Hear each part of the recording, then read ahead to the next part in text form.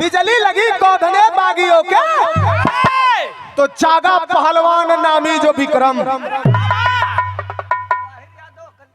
कलीचाबाद के धरती से आदरणीय आप जवाहिर यादव जी, यदुवंश के हंस, बहुत बहुत प्रणाम हो। और ये श्री चौरा माता मंदिर कमेटी के तरफ से आशीर्वाद हो, कमेटी और की ओर से बहुत बहुत प्रणाम हो। कमेटी के हर सदस्य के प्रणाम हो, उपस्थित जनता को प्रणाम बा। ए भैया बातचीत ना हुआ सरदार, ए सरदार अब बीरस फन गयल तब बतियेबा।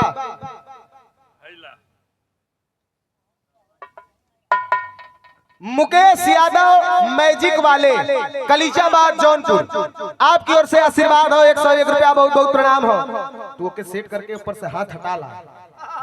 हाँ एक उठावा। ए भैया बिजली लगी कौधने बागियों के, तो जागा पहलवान नामी जो विक्रम। कहानी बड़ा शानदार मिल गई है।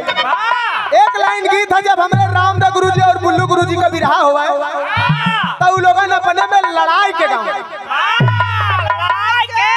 विरहा विरहा तो विरहा लड़ाई का कहा। भूमिका का काट भूमिका से, टेरी का काट टेरी से, धून का काट धून से, आयाला का काट याला से।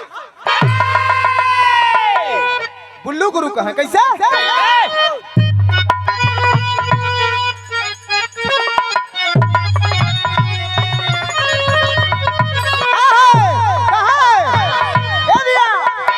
कहे कि एक बूंद अरे मुरी सजनी गठिया चुनरिया।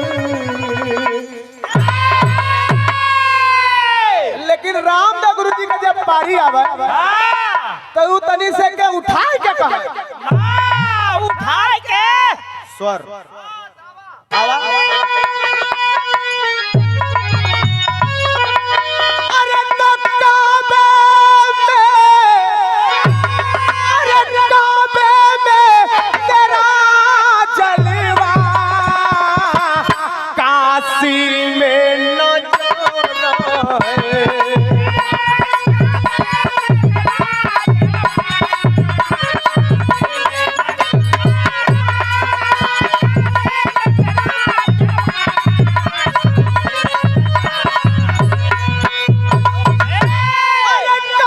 में तेरा जलवा, काशी में नजारा है।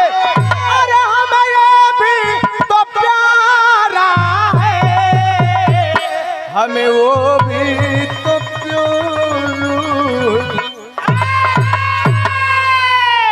ये असली है, फसली है।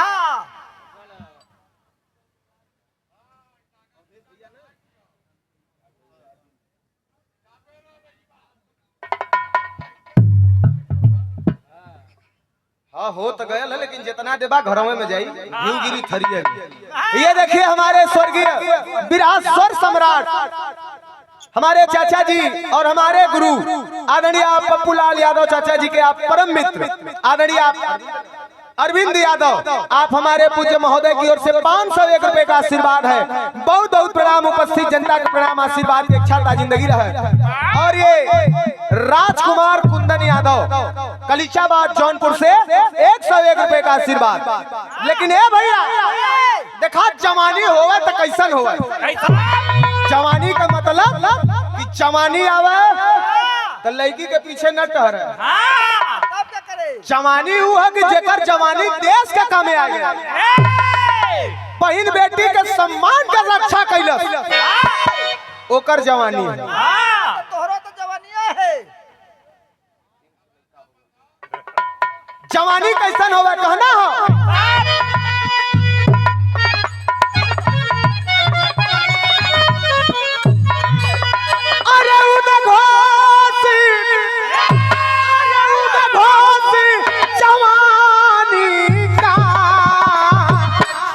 जंग मचाना है।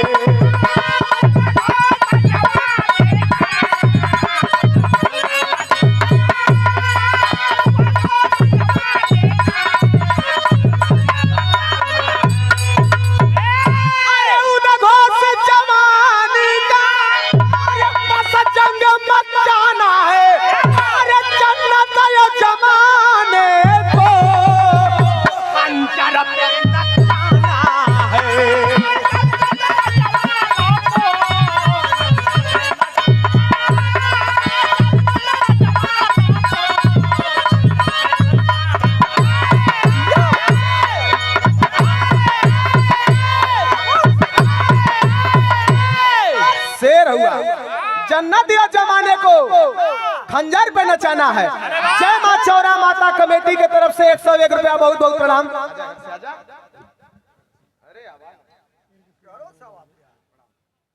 और तनी एक बार जोरदार ताली बजा के सम्मान हो जाए। बिरहा के शानदार कलाकार और हमारे गुरुजी के परम मित्र हैं आप, बिरहा सम्राट विजयलाल यादव गुरुजी के परम मित्र आदरणीय सुरेश जौनपुरी, जिनकर YouTube चैनल भी बा और बहुत अच्छा कलाकार हुआ, हमन कलाकारन का मददगार हुआ। आपके कर कमलों द्वारा 501 रुपए का आशीर्वाद हमें और पूरी पार्टी को आप सम्मानित किए। बहुत बहुत पलगी आपके। बैठ जा ए भैया, जन्नत या जमाने को खंजर पे नचाना है, लेकिन कहानी कैसा ना।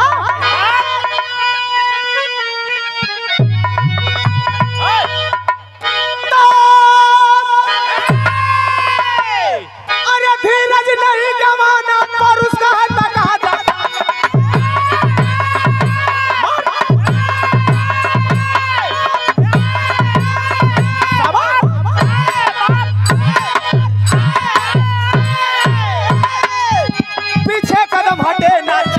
जमाना अंतिम सत्ता के साथ जो जीवन को जोड़ता, वो व्यक्ति इतिहास की धारा को मोड़ता। चुका के खून से सबूत मूल्य माटी का, चुका के खून से सबूत मूल्य माटी का, छिपा अमरावली में बीरा हल्दी घाटी का।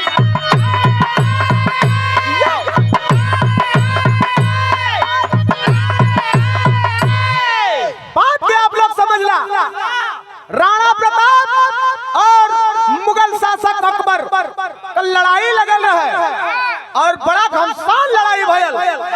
राणा प्रताप का भाई शक्ति सिंह भी धोखा दे दिया है। राणा प्रताप वही चेतक पे भागल जात हुआ, 40 फीट का नाला रहल। चेतक के कान में धीरे से राणा प्रताप कहलन कि अगर इन नाला डाक जा तो जान बच जाई। चेतक लिखा गया है, रणबीज चौकड़ी भर भर के चेतक बन गया निराला था। अरे राणा की पुतली फिरी नहीं तब तक चेतक मुड़ जाता था। हवा के बेग के तरह राणा प्रताप का भाई पुतली फिरे के हाँ, तब तक चेतक घूम जाए। 40 फीट का नाला पार कर गया है और जब पार किया तो करेजा फट गल। चेतक वहीं पे दम तोड़ देहलस। राणा प्रताप दुखित हृदय धीरे धीरे अमरावली के जंगल की ओर बढ़ गई। और जब जंगल की ओर बढ़ गई यार, अकबर ऐलान करा देता है कि यार राणा प्रताप से लड़ाई तो भैया, लेकिन ओके झुकाए ना पौली। स्वाभिमान आदमी ओके झुकाए ना पौली, ओके झुकाई कैसे। राणा प्रताप का साला है, अकबर का साला रहला शमसुल। कल 1 मिनट में झुका दे। कल कैसे, कल तो घायल परायल हुआ। एक ठे दंगल रखवा दा, ऐलान करा दा कि अगर कोई पहलवान हमारे साला के पटक दे तब मेवाड़ उपहार में दे दे। राणा प्रताप जंगल में हुआ, हर अकबर ऐलान करा दे। राणा प्रताप के कान में जब बात गई है तो राणा प्रताप बड़ा दुखित भइलन, कलन की आए है। देखा मर्द जौन आदमी होलन, जौन मर्द आदमी होलन, उनके तीर तलवार का घाव असर ना करे, उनके बात का घाव असर करे। मर्द कैसा है जौन बतिया पे मर न जाए मिट न जाए। शानदार मर्द रही तो बतिया पे मर जाए, बतिया पे मिट जाए। अबे है का ले हुआ हे कह के दिन बिताई ली।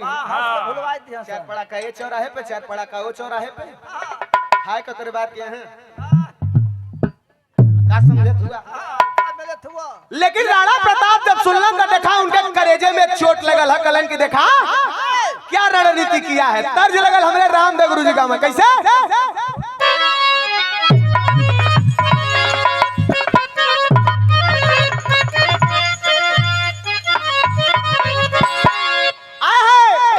बड़ा गवैया एक गौलन, लेकिन रामदेव गुरु जी के मुँह मिश्री से भी मीठ लगे। कहा कैसे कहे कि अरे गजब भर के अरे गजब भर के गुजूरियों गुजूर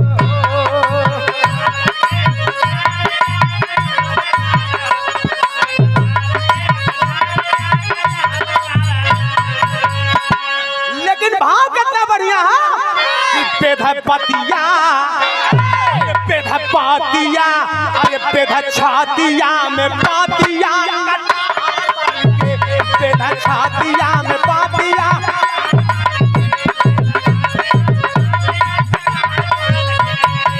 अरे सेरावा समय पे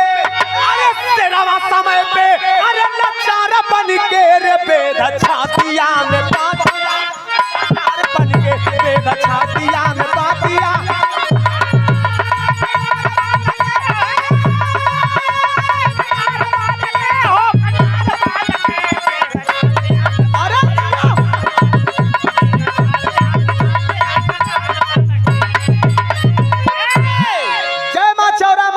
कमेटी के तरफ से 101 रुपए का आशीर्वाद है। बहुत बहुत प्रणाम हम आई के चरणों में साष्टांग दंडवत प्रणाम।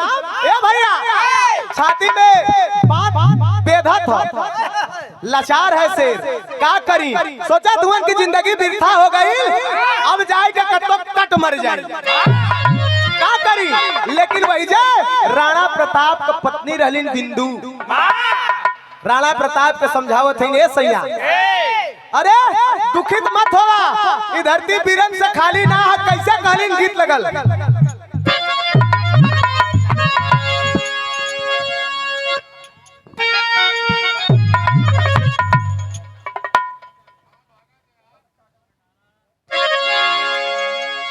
ए भैया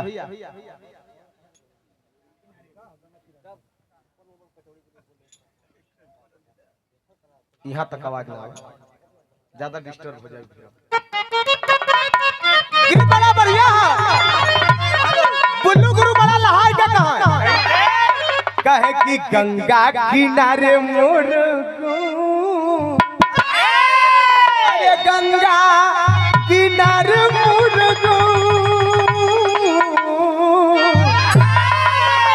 गंगा किनारे मोर घर पहुँचा लेकिन भाव कितना बढ़िया कवि जी लिखा था उनका पत्नी बिंदु समझावत था कि अरे भले झुक जाइया समान हो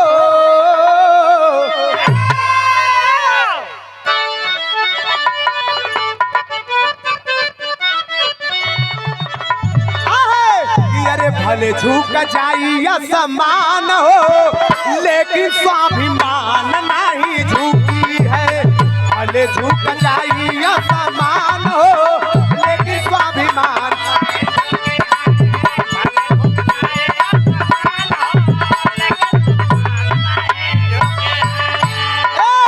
ज्योतिया सूरज के ज्योतिया सूरज का मिटाई का पादरिया ज्योतिया सूरज के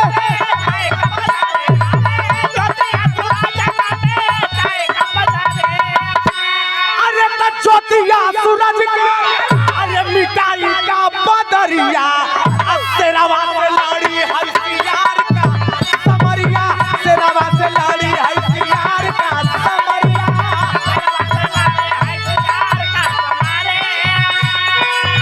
उठ जाई बीरामन के उठ जाई बीरामन के जया तलवारिया उठ जाई बीरामन के जया तलवारिया तो जियते ना जाई गुलकस्तान हो गुलकस्तान हो स्वाभिमान नहीं झूठी है जियते ना जाई गुलकस्तान हो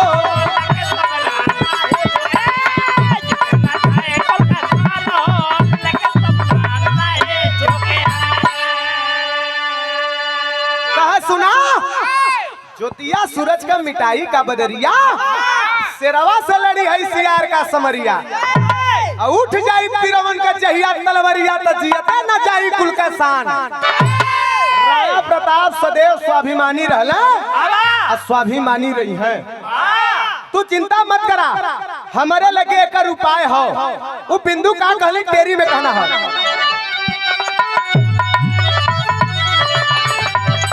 अरे पीरों से धरती खाली है नहीं, अरे पीरों से धरती खाली है नहीं, जिसके कड़ कड़ में उमगे लोहू की लाली।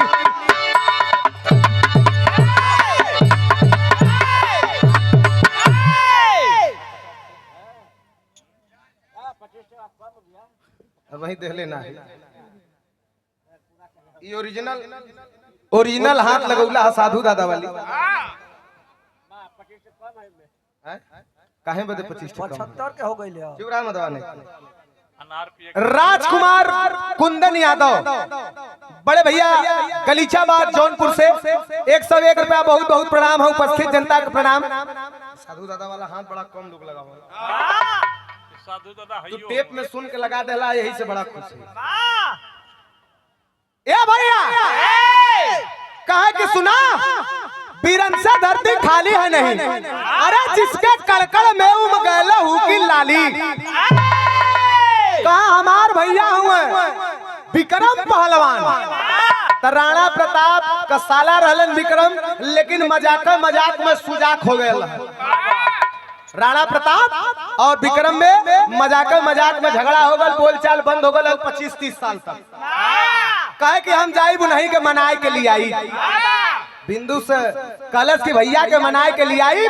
राणा प्रताप कहलन कि आई हैं, अरे उनसे कहिए का झगड़ा लड़ाई चला था, बड़ा नाराज हूँ। कल भले नाराज हुआ, लेकिन एक बहन जाई तो भाई जरूर आई।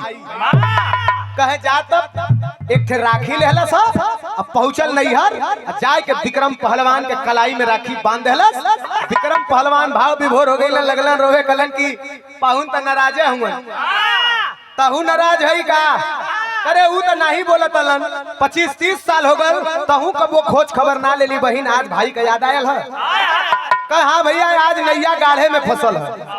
तब वो कहलस बहन का कहलस, गीत बड़ा पुरान है।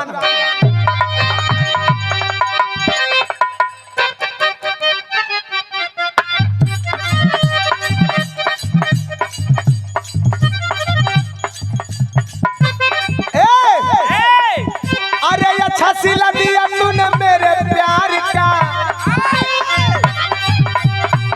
अरे अच्छा सिला दिया तूने मेरे प्यार का, अरे यार नहीं लूट लिया घर यार का, अच्छा सिला दिया तूने मेरे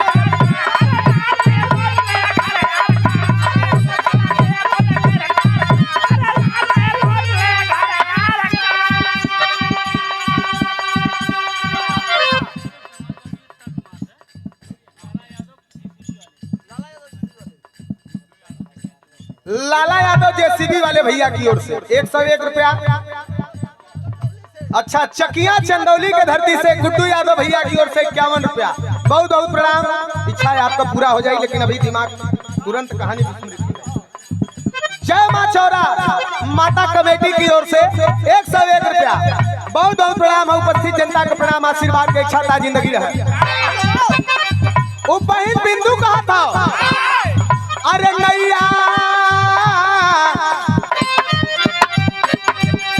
नैया को तूफान से संभालो है बीरन, अरे नैया को तूफान से संभालो है, अरे मर्यादा में बाढ़ की बचा लो है बीरन, मर्यादा तूफान।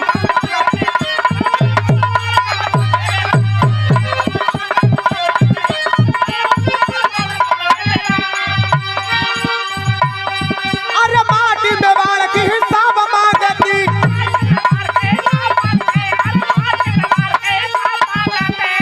अरे अकबर के सवाल का जवाब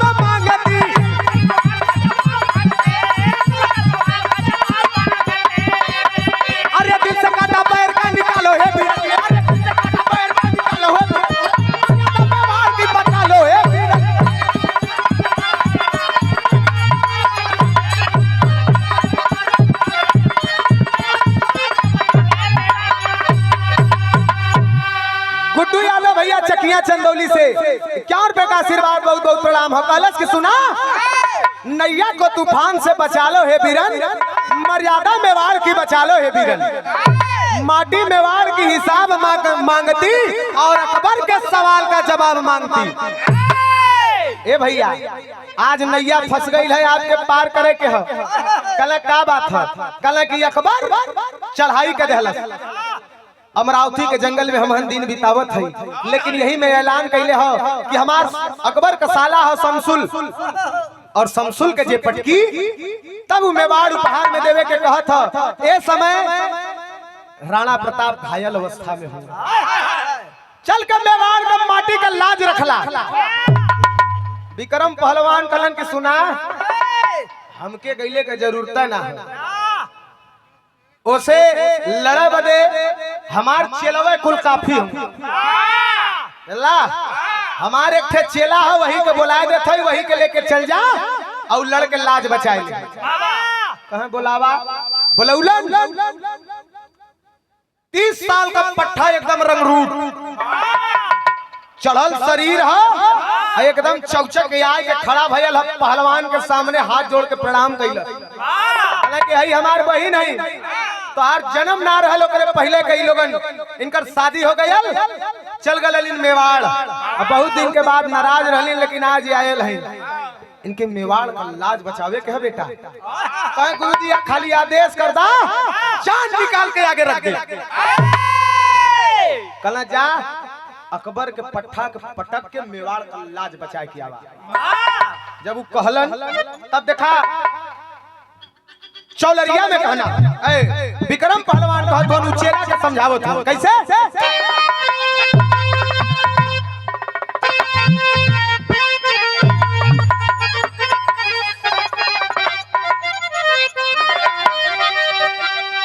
गीत रामदेव गुरु जी का है कि मोरी अरे मोरी देहियो भइलबा अरे प्यूर रदीर मोरी। लेकिन देखा भाव कितना बढ़िया हो। विक्रम पहलवान कहत हुन अपने बहन से कि ले जाई हमार चेला हो, लाज तोहार जाई ना। पगड़ी बांध के खड़ा हो गई। कितना बढ़िया बात कहलन देखा, वहाँ विक्रम पहलवान कहत हुन यहाँ जितना जाने बैठल हुआ सबके ऊपर ही बात लागू होत। सुरेश भैया ध्यान दिया, देखा इस सबके ऊपर बात लागू हो।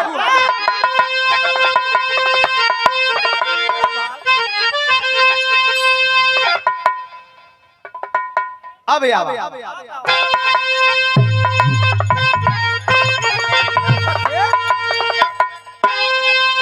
बोला विक्रम की सुनिना, अरे बोला विक्रम की सुनिना, अरे बहिना हमारी रचियत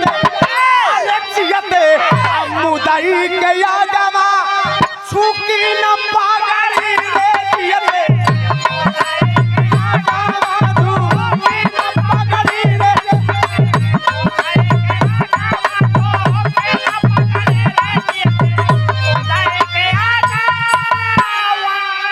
बैठ जा 10 मिनट आऊ जियते मुदई के अगवा झुकी न पगड़ी। बर्दाश्त ना भयल है। शानदार कलाकार और हमार बड़ा भाई हुए, आशीर्वाद आपकी ओर से हमरे सुरेश जौनपुरी भैया। अच्छा ठीक है, पलकी घरे जाए के काम है। अच्छा हम उनके न देता तोरा राय के बात है, ऐसा ना भौजी को मैसेज वैसेज ना आगल है। चला ठीक है, 500 रुपए का पुरस्कार हमें और 501 रुपए का पुरस्कार साथी कलाकार ज्योति यादव जी को। प्रताप गढ़वार भौजी ऐसे बोला एकदम कैले रह। अब चाहे भौजी रहे चाहे बहन रहे, ख्याल तो करबे कर। गुड्डू यादव भैया चकिया चंदौली से 51 रुपए का आशीर्वाद है। बहुत बहुत प्रणाम है, उपस्थित जनता का प्रणाम हो।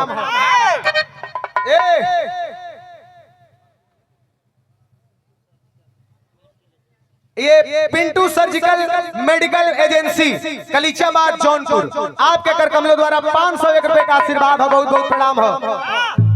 एक नहीं आऊ राजा भाई, एक नहीं आऊ। हम चाहत की लाइन पे देखा हमरे प्रधान जी बैठल हुन बा तैसे आप एक बार और हमारे मंच पे आ जा, आपका सम्मान हम माला पहिरा के करे चाहते हैं, काहे कि जिसका जलवा कायम है जौनपुर से लेके बनारस तक। आप आईबा, दिखाई आप आईबा, यहाँ जब खड़ा होगा वही समय आगे वाली लाइन बोलो।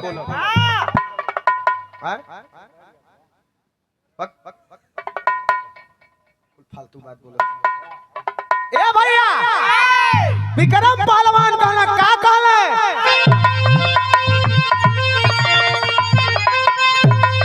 अरे बोला विक्रम की सुनी ना, अरे पहिला हमारी रे जियत, अरे जियत अमुदाई के या गावा तीन पागड़ी रे जियत अमुदाई के या गावा।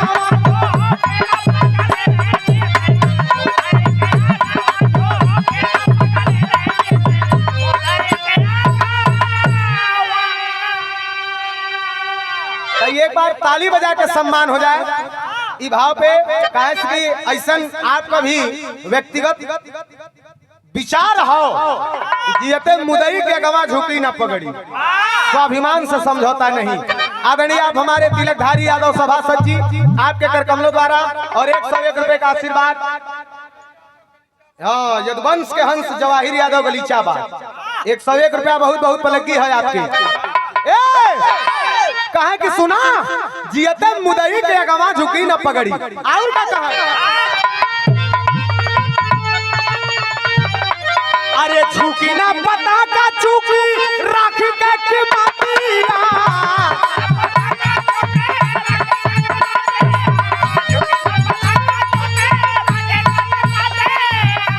अरे भाई के मजाक दे भाई के मजाक दे, भाई के मजाक दे समर हतिया,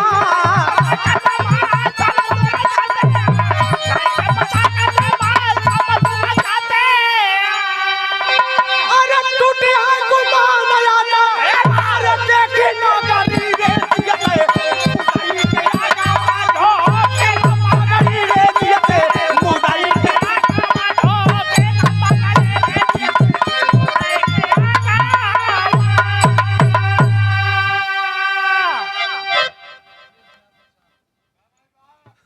आदरणीय आप ब्रिजेश यादव चांदपुर 101 रुपया बहुत बहुत पलगी है। और ये श्री चौरा माता मंदिर कमेटी की ओर से 101 रुपए का आशीर्वाद है, बहुत बहुत प्रणाम है, उपस्थित जनता का प्रणाम है। विक्रम कहना कि सुना उनके सार का अकबर के सार का चढ़ के उमच दे छाती टूट जाई, टूटी है गुमान आज देखी नगरी, तब देखा तैयारी होता, देखा यहाँ चौलरिया में भाव हो।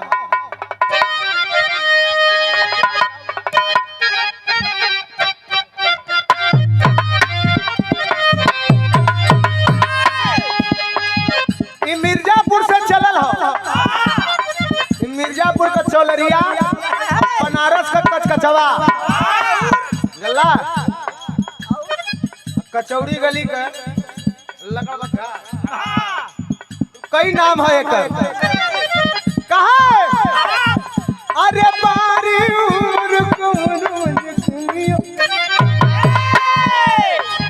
बारी उम्र कोरिया कोरिया हुरी के कोरिया कोरिया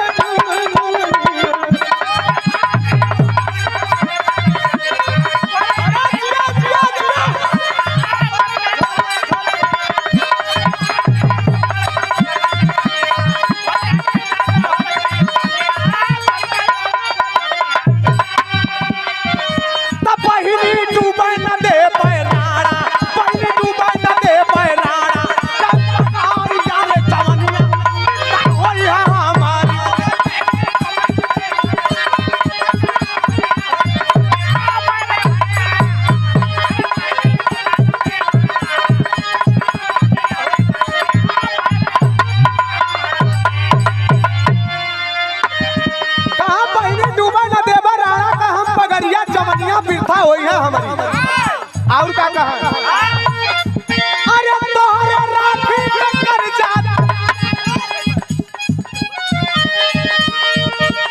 तोहरे राखी के कर्जा चुकैबे,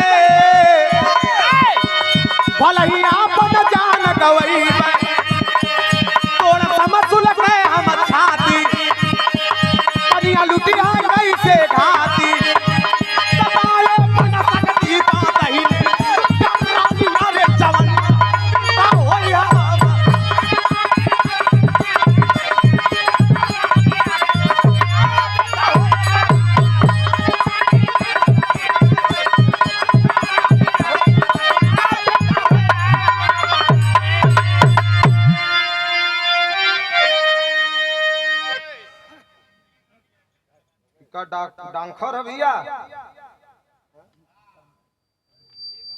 डरवट है कि डांखर है? लकी यादव भैया, लाला यादव, डॉक्टर राहुल यादव, ये भैया लोगन के कर कमलों द्वारा 211 रुपए का आशीर्वाद है। बहुत बहुत प्रणाम आप लोगन के, उपस्थित जनता के प्रणाम।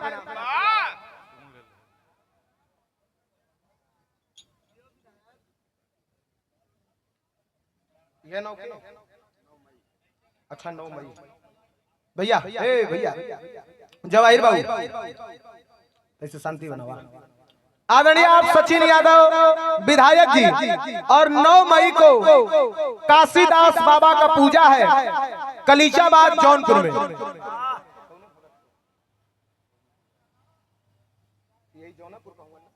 और जौनपुर के ही लाल और माई का सेवक सोनू पुजारी जी की ओर से करहा पूजा दी आई 9 मई की 2026 कलीचाबाद जौनपुर। आपकी ओर से 101 रुपए का आशीर्वाद, सुंदर माला, बहुत बहुत प्रणाम हो। उपस्थित जनता का प्रणाम है। लेकिन देखा चलल हो आयल बहन के साथ बिंदु रानी के साथ में निकल जाता भैया, धीरे धीरे निकल। बिंदु रानी के साथ में आयल अमरावली के जंगल में, और अमरावली के जंगल में आयल उप पहलवान और साथ में विक्रम पहलवान का राणा प्रताप और विक्रम पहलवान दोनों लोग गले लग के रोवत हुए। लेकिन कैसे पॉपट में कहना,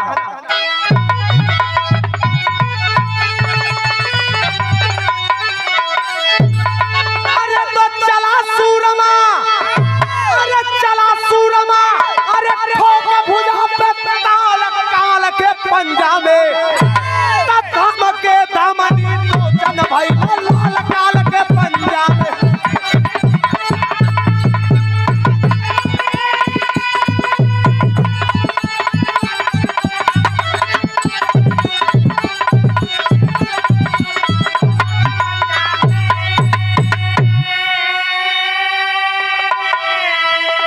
ए भैया आई के गले लगा लेलन विक्रम पहलवान के, और विक्रम पहलवान से राणा प्रताप कहलन कि हम ना जानली कि इतना नाराज हुआ।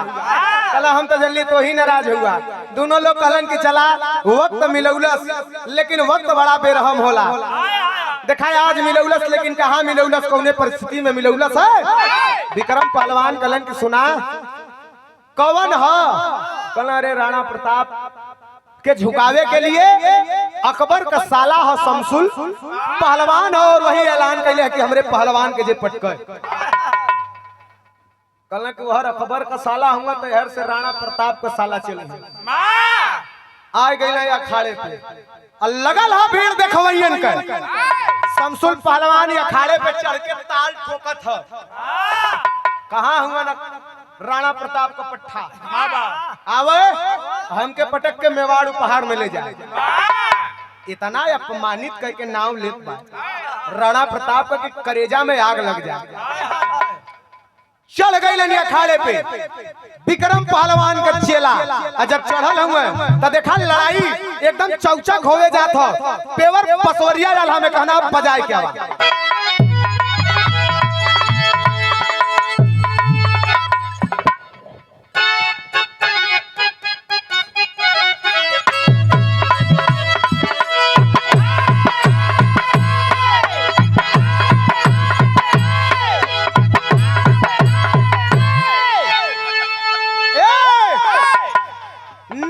निगोटा कस के अखाड़े पे चढ़ल हुआ, लड़त कैसे हुआ?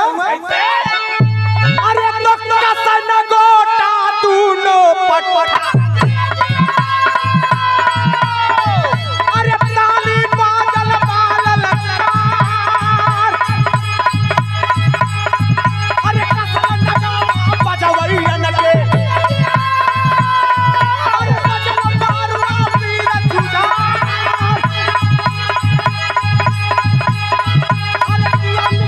मुगलिया पट्टा, अरे हो गया अपन घाट विचार,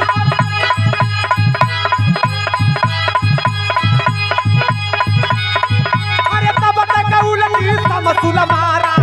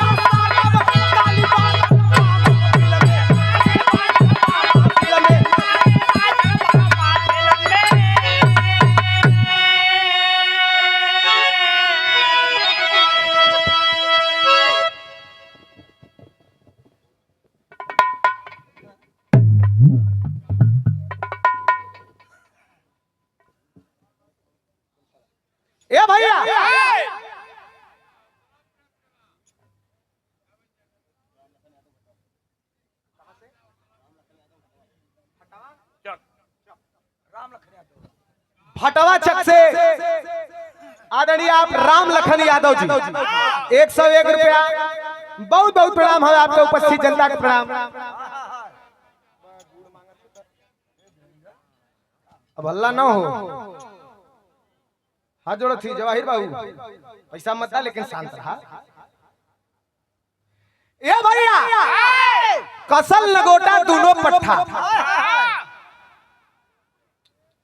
ताली बाजल बा ललकार,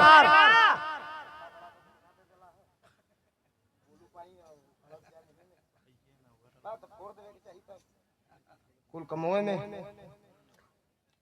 चढ़ के अखाड़े पे लगले लड़े और लड़े लगले तो लगले अपन दाव खोजे समसुल अयहर से अपन दाव खोजे भगवान विक्रम पहलवान का चेला। लड़ा त लड़ा त लड़ा त लड़ा त लड़ा उल्टी समसुल मरले, झटका में उल्टी मार के अपने ही चल गया मेढ़ के बहरे। खड़ा है कलश के हिंदुस्तानी माटी है, पीछे ना हटे भले जान चल जाई, लेकिन सुन आए के मेढ़ के अंदर लड़, मेढ़ के बहरे मत हिम्मत होके खड़ा में आवा। हाँ कल की आके लड़, फिर दोबारा ताव में आके समसुल आगे बढ़ना, अब पकड़ के लगावत दाव, पकड़ के रूम घूम गई और रूम घूम के पटक के चढ़ के सीना पे हुमुच देहला। जब हुम चला हड्डी के करत गई कथा आही माई, अब चढ़ के सीना पे अकबर के कोरी मुंह करके ललकार के ताल ठोकत है। कोई और है तो भेजा। अकबर कहना ये भाई हमारे ओरी कैसन ताल ठोकत है, हमहू से लड़ी का ना पेट भरो तो हमसे आवा है ना। कहा तब जब पटक देले हुआ महफिल में ताली बजे लगल है, और जब ताली बजल तब भयल का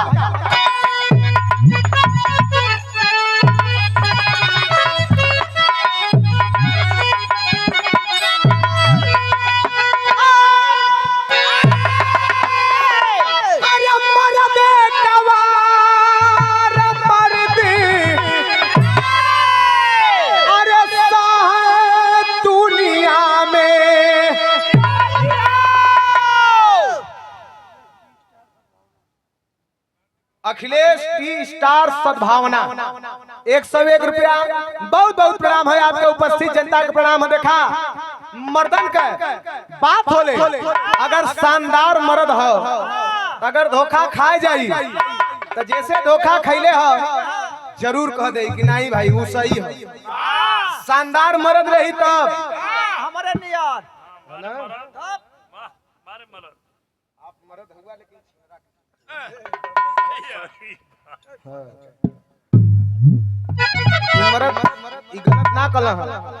गलत ना कल इहो मर्द हुआ, बड़ी शानदार मर्द हुआ लेकिन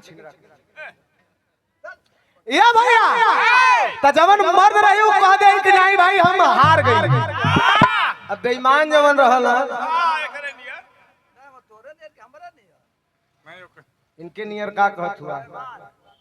आदमी कोई देखा क्रिकेट का प्रेमी होला, कोई भगवान का प्रेमी होला, कोई गवैयन का प्रेमी होला, लेकिन भैया पतोह का प्रेमी बाणो। वाह पतोहा रिश्त।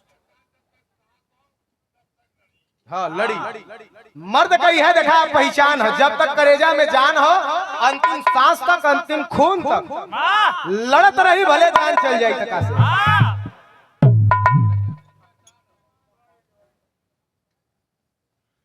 अखिलेश का मौसा लहरू बाबू की ओर से बहुत बहुत प्रणाम हम आपके उपस्थित जनता के प्रणाम, आशीर्वाद के इच्छा था जिंदगी रहे अल्लाह ना। ऐसे सुना ए भैया प्रधान जी इनके हम ऐसे कहली है पतोह प्रेमी घरे से जब निकलल तो बड़की माई हमार ऐसा है कैसन हो कि उनके एको बार हिम्मत न पड़ी कि इनके फोन लगा कर कह दिया कि काजी कहाँ बनी कब ही, लेकिन जो भाभी हमार है दीपक भैया वो फोन कह के पूछी है कहाँ पहुँचला कब यही बा। अगर ये कह देना कि बनारस बस पहुँच गई उतरे वाला है हाँ तो आधा किलो खीरा ले लिया, 1 किलो गाजर ले लिया। हम कहलिए भैया ये गाजर खीरा तो हमसे मंगा के का करेंगे। बाबूजी से अखिलेश का मम्मा लहरू आपकी ओर से आशीर्वाद हो, 101 रुपया बहुत बहुत प्रणाम हो। ए भैया तो देखा मर्द आदमी कैसन होला।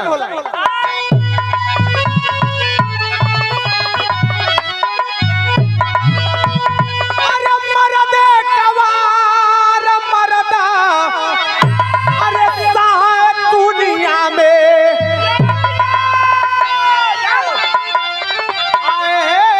अरे दानेदार मर्द करा मर्द का बखान।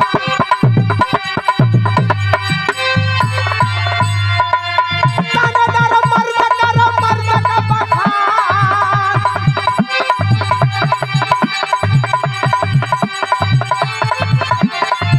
अरे दूसरे का भला न चाहे दुष्ट अन्यायी। अरे सहा नहीं केहू का बड़ाई सम्मान।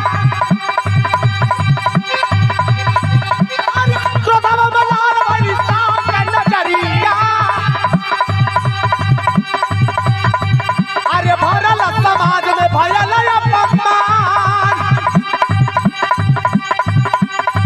अरे हर टकराई में हुकुम का गुलामा। अरे कहना भैया जेलवा में शेरवा सुजान। अरे रामा रामा रामा।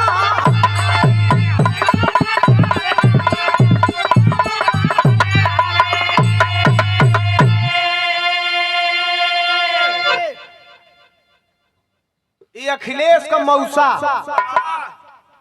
आपकी ओर से लहरू भैया बहुत रुपया का पुरस्कार हो, बहुत बहुत प्रणाम हो आपके उपस्थित जनता का प्रणाम बा। ए भैया मर्दे कवार मर्द सह दुनिया में, दानेदार मर्द कर मर्द का बखान। भले अकबर अत्याचारी था, सनातन धर्म को खत्म करके भले वो मुगल सल्तनत कायम करना चाहता था, लेकिन था उसके अंदर मर्दई। कलश के हाथ में सही बात था। मेवाड़ के लाख कोशिश कैली कि राणा प्रताप पे झुका दे ही अपने आगे, हमार गुलामी स्वीकार कर ले, लेकिन बाहरे स्वाभिमान और बाहरे भारत ना तो ना। अच्छा तो राणा प्रताप के तो झुकाई ना पौली। हई राणा प्रताप के सार का चेला है, हमरे सार इकट्ठ सार रहे, ओहू के पटक दहलस, चढ़ के दौड़ दहलस, पता नहीं सीना का हड्डी टूटल है कि का भयल। इनहू बदे वैध है बुलावे के हुई, और ऊपर से हमरे और ताल ठोकर बा। बाहरे मर्द और बाहरे राणा प्रताप जो तेरे मेवाड़ में ऐसे ऐसे वीर हैं। लाख बड़ाई करता है, लेकिन साथ साथ ओकरे दिमाग में यो मंत्री कुल कहत होने तना तारीफ दिन करा। पटक के तोहरही साला के तोहरही सम्मान खराब कर देहलस।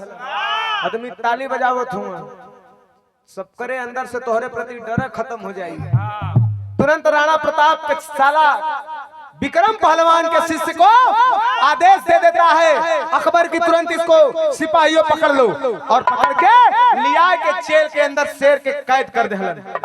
और कैद कैले के बाद कलन देखा एक अंतिम चाल हो। अब ये चाल चलत है, अब एदा पारी राणा प्रताप अगर झुक जाई है तो झुक जाई है, और ना झुकी है तो धरती पे उनके केहू झुकावे वाला ना हो, उनके स्वाभिमान के कोई डिगावे वाला ना हो। कहला कैसे जेल के अंदर बंद करके ऐलान करा देलन कि राणा प्रताप जहां कहीं भी छिपे हो आके मेरी गुलामी स्वीकार कर लो, मेरे सामने नतमस्तक हो जाओ, स्वाभिमान को छोड़ दो, वरना तोहरे साला चेला जवन हुआ जेल में आना नहा कि इनके मौत मिल जाए, सजाए मौत मिल जाए। कुछ ना चाहिए हमें बेचारा फांसी के फंदा पे झुला दे, कुछ ना मिली। राणा प्रताप के कान में बात गई है। राणा प्रताप बड़ा दुखित हो, इतना दिन के बाद मिलन भयल हसार बहनोई के, और देखा लड़का जवन की हमरे ही स्वाभिमान के रक्षा के लिए गए, आज वह कैद है, ओकरे जान के बचाना जरूरी है। राणा प्रताप यही शरीर पे उघारे हुए रानी बिंदु जहाँ जहाँ चोट लगल है वहाँ पे दवाई का लेप लगौले रहले यही पे एक ठे छोटा सा गमछा फेंक के उगारे दे धीरे धीरे धीरे धीरे जंगल के बाहर की ओर चले लगल। तब तक एक शख्स आता है कलश के राणा प्रताप रुक जाइए, अपने बढ़ते हुए कदमों को रोक लीजिए और एक बात मेरी सुन लीजिए। घूम के तकलन कलन के भैया कल वही जेलवा से हम आवत ही जहाँ पे जेलवा में बंद कल का खबर लेके आल हुआ। कल खबर कुछ ना है, चिट्ठी पढ़ला बड़ी मुश्किल से जान पे खेल के चिट्ठी आपके पास तक लेके आल है। एक पढ़ला और हमके विश्वास हो कि अगर एक पढ़ ले बा तो तोहार कदम आगे न जाई, तोहार स्वाभिमान न झुकी, राणा प्रताप का गुलामी स्वीकार न करबा। पढ़ाए के राणा प्रताप वहीं पे खड़ा होकर जब चिट्ठी पढ़े लगलन तो चिट्ठी केहू और का ना जेके अकबर कैद कैले रहल, जो राणा प्रताप के स्वाभिमान के रक्षा के लिए जाए के यदुवंश का शेर पहलवान लड़ा था शमशुल से, वो पहलवान की चिट्ठी रही। उस चिट्ठी में साफ साफ लिखले हुए, ऐ राणा प्रताप मेरी बात को सुनो। क्या कहलन